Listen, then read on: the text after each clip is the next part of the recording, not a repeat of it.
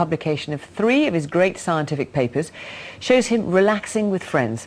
Our science correspondent, Palab Ghosh, reports from Princeton, New Jersey, where the film was shot back in 1943. This unique colour footage shows Einstein in his twilight years. It's May 1943 and Einstein is among friends in the garden of his home in Princeton. He poses awkwardly. The film seems to highlight a more human side of a man who was already by then a scientific icon. And among those that knew the real Einstein was 10-year-old Stephanie Asker. More than 60 years on, and we brought her back to the garden.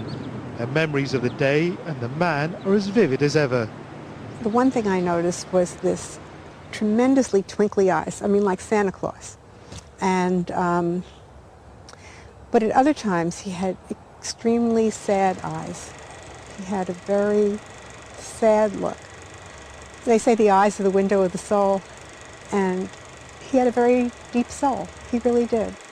These pictures, released to the BBC by Getty Images, are from a time that Einstein felt tortured by the spread of fascism across Europe.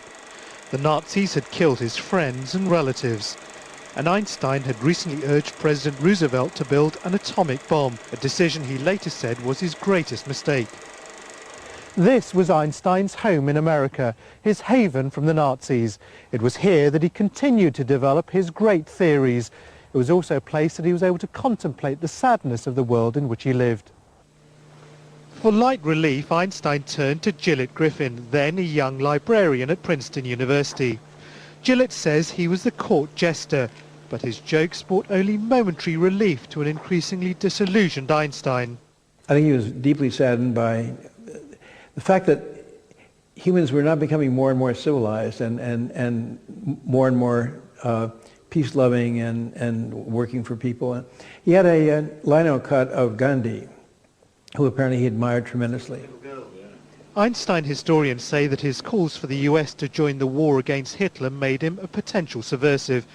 The FBI recorded his every word and followed his every movement. They hated Einstein because he spoke out against fascism. There were many anti-Semites in the United States. They hated him as a Jew. There were many conservatives who hated him because he was well known to have radical viewpoints and indeed within a few years came out openly as an advocate of socialism.